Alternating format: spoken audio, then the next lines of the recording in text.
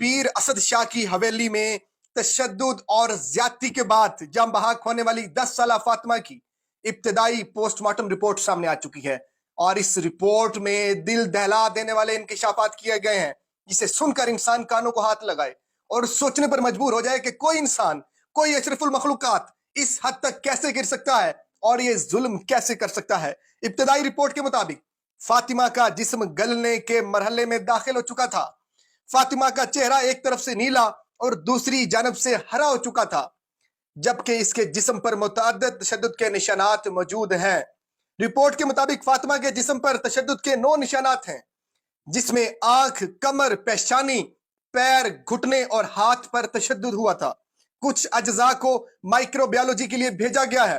फातिमा के साथ मुतअद्दिद वक्तों में 2 तरफा ज्यादती की जाती रही, जिसके जख्म भरने लगे थे। मौत से कुछ देर कबल भी ज्यादती की गई थी।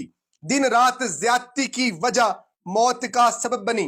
पुलिस के मुताबिक मेडिकल रिपोर्ट ने फातिमा पर जिस्मानी तशद्दुद की तस्दीक की है और बच्ची के साथ जिनसी ज्यादती भी हुई है। तफ्तीश में शामिल साबिक एसएचओ और रानीपुर हेड मॉरर, डॉक्टर और कंपाउंड को भी रिमांड लेने का फैसला किया गया है। मुल्जिमान को हकाइक मसक करने, लाश बगैर पोस्टमार्टम के दफनाने पर नामजद किया जाएगा।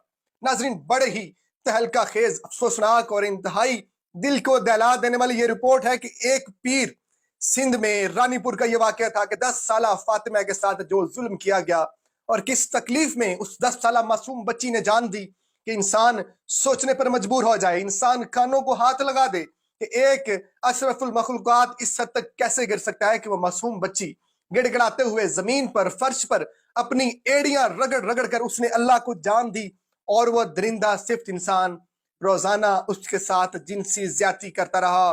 सिंध में मुतअद्दिद वडेरे और मुतअद्दिद पीर मौजूद है। उनके घरों में बहुत सारी कम उम्र लड़कियां जो हैं वो मौजूद होती हैं जो कि काम करते हैं और वहां के लोग इतने सादा हैं, इतने गरीब लोग हैं कि अपनी कम सिन बच्चियों को इन जालिमों और जाबरों के हवाले कर देते हैं।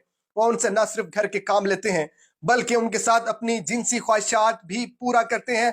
और ये 10 साल फातिमा का केस आप लोगों के सामने है कि जिसे सुनकर इंसानियत भी शर्मा जाए और सोचने पर मजबूर हो जाए कि पाकिस्तान में इस हद तक गिरावट का शिकार हो चुका है ये माशरा कि कम सिन बच्चियां यहाँ पर महफूज नहीं है और लोग अपनी हवस को पूरा करने के लिए इस हद तक गिर चुके हैं। ज़ैनब का वाकया आपको याद होगा, बड़ा मीडिया चलाया और उन्होंने हाईलाइट किया केस को और ज़ैनब का जो मुजरिम है वो पकड़ा गया। उसके बाद अभी रिसेंटली रिजवाना तशद्दुद केस सामने है कि कम उम्र बच्ची को जिस तरह से टॉर्चर किया गया कि उसके जख्मों में कीड़े पड़ने शुरू हो गए और अब भी वो बच्ची जिंदगी और मौत की जंग लड़ रही है। उसके बाद मोटरवे का केस आपको याद होगा कि बच्चों के सामने मां के साथ ज्यादती की गई। इसी पाकिस्तान में दर्जनों ऐसे केसेस रिपोर्ट हो चुकी हैं। मुल्जमान वक्ती तौर पर गिरफ्तार होते हैं और उसके बाद उनकी या जमानत हो जाती है या फिर मीडिया इसको भूल जाता है और हम आगे निकल चुके होते हैं। इसलिए इसके हवाले से सख्त कानून साजी करनी चाहिए। ऐसे दरिंदा सिफ्त इंसानों को इबरत का निशान बनाना चाहिए, इनको चौक चौराहे में लटकाना चाहिए ताकि ये बाकी लोगों के लिए इबरत का निशान हो और आइंदा कोई भी ऐसी गलीज हरकत करते हुए किसी बच्चे के साथ बदफेली करते हुए 100 बार इंसान सोचे। जब तक हमारे हुक्मरान इन सियासी पॉइंट स्कोरिंग और पॉलिटिकल विक्टिमाइजेशन से हटकर नहीं फैसले करेंगे, पाकिस्तान एक जहन्नुम बन चुका है। और पाकिस्तान में ऐसे वाकयात आए रोज रिपोर्ट होते हैं। हमारे सियासतदान इस वक्त कुर्सी की जंग की कशमकश में है और हमारी जो आम रियाया है, पाकिस्तान की आम अवाम है, वो रोज महंगाई की चक्की में पिस रही है। उनके साथ जुल्म ज्यादती हो रही है, बच्चों के साथ ज्यादती के केस रिपोर्ट हो रहे हैं और इस मेडिकल रिपोर्ट ने इतने बड़े इंकशाफात किए हैं कि मैंने अभी आधी मेडिकल रिपोर्ट पढ़ी है। काफी सारी चीजें मैंने नहीं पढ़ सका, मेरे अंदर इतनी हिम्मत नहीं थी और ना ही वो अल्फाज बयान करने के काबिल है कि किस तरह से पीर असद शाह ने अपनी दरिंदगी का मुजाहिरा किया और 10 साल फातिमा के साथ जो काम किया गया, जो सलूक किया गया, जो हरकत की गई, वो ना सिर्फ काबिल मुसम्मत है बल्कि इस हैवान नुमा इंसान को जितनी सजा दी जाए वो कम है और इसको सरेआम फांसी देनी चाहिए।